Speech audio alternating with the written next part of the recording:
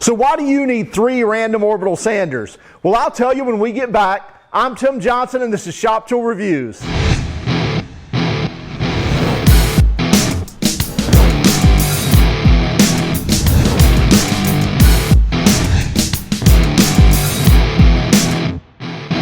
This is the Rupes Skorpio 6-inch random orbital series. And this comes in a 3mm, a 6mm, and a 9mm orbit. The model numbers on those are RH353, 356, and 359.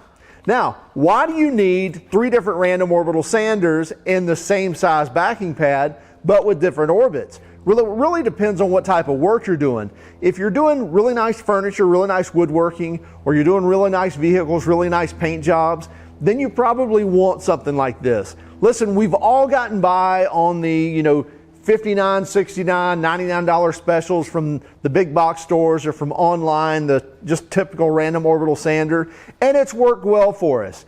However, it does have its limitations when you look at the quality of the finish or the output that you're wanting to come up with. And when you really want to step that up, that's where you need something like this. And let's just look at it in layman's terms. So as a random orbital, I'm sure you probably understand this process, but here's one with the backing plate off of it. And you get your outside orbit or your random orbit here where that motion is kind of turning in different orbits, if you will. And then the center one here, it's always spinning on its same axis. So you get the spinning rotation there, and then you get the random orbit pattern here, and really this can turn either way, clockwise or counterclockwise. So you're never repeating that pattern. You're not just grinding in like a grinder, where you're taking the same motion all the time and you're going to get, digging into the same areas. So with the random orbital, you're moving that around all the time so that you're not digging in the same area. Now with the 9mm, you're making a bigger orbit. 3mm, you're making the smallest orbit. And 6 is going to be right in the middle.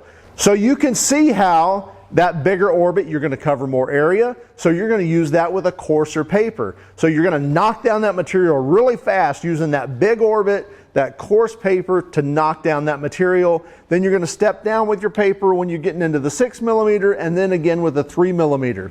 And again, to kind of simplify things, when we've got scratches, when we've got imperfections in paint or in wood, we've got like a valley. And we may have a lot of valleys, but we've got this deep valley. And we need to knock down this material over here to get down to kind of the bottom of that valley to smooth that out. We're going to use our large orbit and our coarse paper to, let's say, remove 80% of the material. So we're really going to handle most of the material removal with that coarse paper, with that large orbit. So say our 60 grit, 80 grit, maybe 100 grit like I've got on here now, to remove 80% of that material on top. And we want to knock that valley down. We want to knock that valley down where we're taking the surface down and we've got that smaller valley. Then we're going to step and do, let's say, 15% or maybe even 18% more of the material removal with our 6mm orbit, and let's say somewhere between 120, 180 grit to, let's say, 200 grit or 220 grit. And then after we get that knocked down, now we've just barely got some crevices in there, and really and truly we've probably got little puddles is all we have. And so now we're going to take the 3mm orbit, a real fine orbit with some fine paper, let's say starting at 320 is what I got on here now, and then you may take this all the way up to 1,500, 5,000 going into detailing.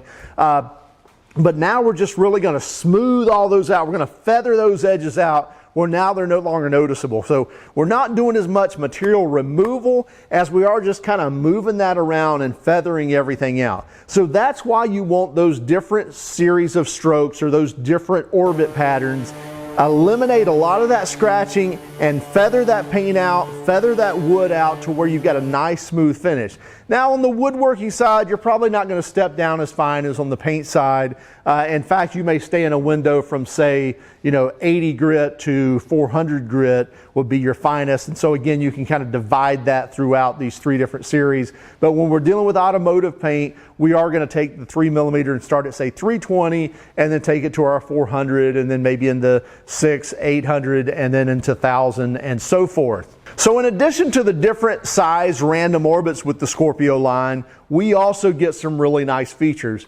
First is performance. I really like the performance of these. Very strong sander, but very smooth. There's not a lot of vibration at all. Very smooth. When I'm sanding on the car hood, you can see that it's not jumping around, and in fact, it's got a really smooth startup as well. So when you grab a hold of the throttle and you fully depress it, even if you've got the throttle wide open and 90 PSI, it doesn't want to jump out of your hands. It's got a nice ramp up, a smooth ramp up of power, but then it's very powerful and it does its work for you. When you're sanding, you should not be putting a lot of pressure, whether you're doing a car hood like I'm doing here, or whether you're doing some woodworking.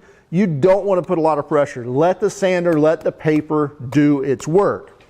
Now, in addition to the power, it's quiet. So they've got a nice muffler system, really knocks down a lot of the sound, so it's not as loud as most sanders that I've used before. So great muffler system. Then we have the throttle here. So we've got a thumb throttle. If you're left-handed, it's not going to be your thumb, but to actually dial in the amount of air pressure, amount of air volume that you've got going to the sander to slow that pad down if you want to. That's really nice when you get into a lot of detail work as well. Now, the Skorpio line is also available in a central vac system where they actually have a dust extraction port that comes off of here to hook your dust extractor to. Really wish I could have had those. That'd have been nice to keep the dust down, but still work very well. And then you're utilizing the actual dust holes in the pad and in the sandpaper to remove all that dust so you're not creating dust all in your shop like we did here. Now, there is a cost to pay when you step up to a sander like this, because this is not going to be your $99 special. You're probably going to be somewhere around $250, $300, depending on if you're getting the one like we see here without the vac setup on it, or if you want to get the one with the dust port on it, the dust extraction port. So again, you're going to be in that $250, $300 range. So if you're doing cheap paint jobs, probably doesn't hold the value to you that if, say, you're stepping up to doing, $4,000, $5,000, $10,000 paint jobs, or doing, six-figure restorations, and that's a no-brainer. You definitely need a system like this. Check them out. Again, it's the Rupes Skorpio line. It's the RH353, 356, and the 359.